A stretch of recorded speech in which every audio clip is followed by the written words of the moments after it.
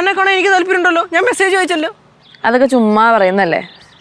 ഡേയ് അങ്ങനെ പറയരുത്, എനിക്ക് ഫീൽ ആവും. കേശുവിനെ എപ്പോഴും കേശുവിൻ്റെ ഫീല് മാത്രമേ ഉള്ളൂ. സോഷ്യൽ മീഡിയയിൽ ഞാൻ കണ്ടായിരുന്നു മറ്റേ ആ കുട്ടി ക്രഷിൻ്റെ കൂടെയുള്ള ഫോട്ടോ ഒക്കെ. എല്ലാവരോടും കമന്റ് ഇട്ട് അങ്ങ് വൈറലാക്കിയിട്ടുണ്ടല്ലോ.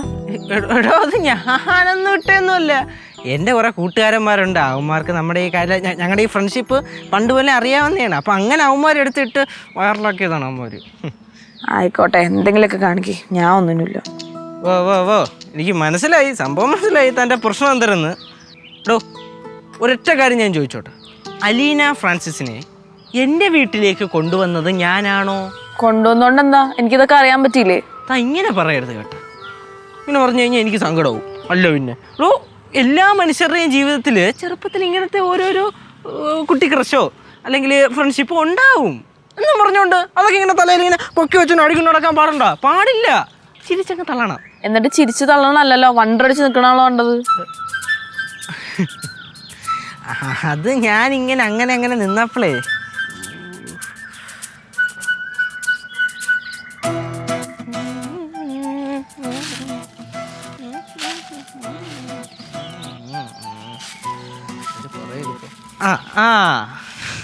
എടോ താൻ എന്തിനാണ് ഇപ്പം ആവശ്യമില്ലാത്ത അങ്ങനത്തെ കാര്യങ്ങളൊക്കെ ആലോചിക്കണേ? അതൊക്കെ ഇങ്ങ് വിട്. ഇപ്പം എന്തായാലും അലീന പോയല്ലോ. എന്ന്. അതെങ്ങനെ കേശു അറിഞ്ഞു? അലീന പോയ കാര്യം കേശു എങ്ങനെ അറിഞ്ഞു? ഫുൾ അപ്ഡേറ്റഡ് ആണല്ലോ, ഫോൺ നമ്പറൊക്കെ കൊടുത്തിട്ടുണ്ടല്ലോ.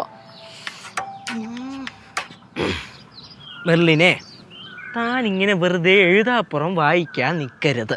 ഫ്ലവേഴ്സ് ടിവിയുടെ സ്മാർട്ട് ഷോയിൽ പങ്കെടുക്കാൻ നിങ്ങളെ ക്ഷണിക്കുന്നു. ഉടൻ തന്നെ ഈ നമ്പറിലേക്ക് വിളിക്കുക. 7593829838. ഫ്ലവേഴ്സ് സ്മാർട്ട് ഷോ ഉടൻ വരുന്നു ഫ്ലവേഴ്സ്.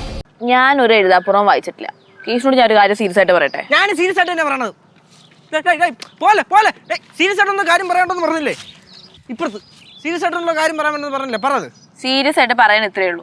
കേശു എന്നെ മേലെ വിളിക്കാൻ വേണ്ട, സംസാരിക്കാൻ വേണ്ട, എന്നെ എന്റെ വഴിക്ക് വിട്ടേരെ. ഇങ്ങനെ പറഞ്ഞ എങ്ങനെ? ഞാൻ ഇടയ്ക്കിടയ്ക്ക് അമ്പലത്തിൽ വരും അമ്മ, നല്ല രസമാണ്. ശരിയല്ലേ മോളെ? നല്ല കൊച്ചല്ലയോ? ഞാൻ ചോദിച്ചു. മെർലിൻ. മെർലിൻ തന്നെ. ഈ കൊച്ചിന് കേശുവിന്റെ പുറകിൽ നടക്കലാണോ പണി? അമ്മ ഒന്ന് തിരിച്ചു ചിന്തിച്ചു നോക്കിയേ. എന്തോന്ന് എന്ന് വെച്ചാ അമ്മൂമ്മേ, കേശു ചേട്ടൻ മെർലിൻ ചേച്ചിയുടെ പുറകെ നടക്കുവാന്ന് അല്ലേ? കറക്റ്റ്. ഓ അങ്ങനെ.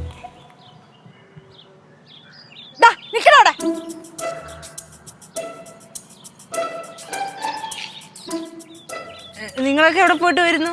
നമ്മൾ എവിടെ പോയി എന്നുള്ളതല്ലല്ലോ ഇവിടത്തെ കാര്യം, നമ്മൾ കാണേണ്ടൊക്കെ കണ്ട്. എടാ, ആ കൊച്ചിന് വേറെ ഒരു പണിയില്ലേ? ഈ അമ്മൂമ്മ ഇപ്പൊ പഠിച്ചോണ്ടിരിക്കുക, പഠിച്ചു കഴിയുമ്പോൾ തന്നെ ജോലി കിട്ടും. അമ്മായി, അമ്പലത്തിൽ എല്ലാവർക്കും സുഖം തന്നെ? അല്ല, ഞാൻ ഉദ്ദേശിച്ചതേ അമ്പലത്തിൽ പോയിട്ട് എങ്ങനെയുണ്ട്, പുഷ്പാഞ്ജലിയൊക്കെ കഴിച്ചോന്ന്? നടത്തി. ഒരു ശത്രു സംഹാരവും ഒരു സ്വയംവര പൂജയും നടത്തി, കേശു ബാലചന്ദ്ര തമ്പിയുടെ പേരിൽ. ചേട്ടാ, അലീന ചേച്ചി പോയടി. എന്ത്? നന്നായിട്ടൊന്നും പരിചയപ്പെടാൻ പറ്റിയില്ല. അടുത്ത പ്രാവശ്യം വരുമ്പോ ഞാൻ പരിചയപ്പെടുത്തി തരാവേടി നിനക്ക്. കേശു, ഞാനൊരു കാര്യം പറയാം. എനിക്കൊന്നും മനസ്സിലാവുന്നില്ലെന്ന് വിചാരിക്കല്ലേ. ഇതൊന്നും അത്ര നല്ലതൊന്നും അല്ലേ. എന്താടാ, വീട്ടിലോട്ട് വരുന്നില്ലയോ? വീട്ടിലോട്ട് തന്നെ വരും, അല്ല അവരോടെ പോയി. എന്നാ എളുപ്പം വാ. അമ്മൂമ്മ ചെല്ലി, ഞാൻ വരാം. ഫ്ലവേഴ്സിൽ 2 പുതിയ പരമ്പരകൾ ഈ വരുന്ന തിങ്കളാഴ്ച ആരംഭിക്കുന്നു. വീട്ടിലെ വിളക്ക് എല്ലാ ദിവസവും രാത്രി 8:30 ഫ്ലവേഴ്സിൽ. മഹാലക്ഷ്മി എല്ലാ ദിവസവും രാത്രി 9 മണിക്ക് ഫ്ലവേഴ്സിൽ.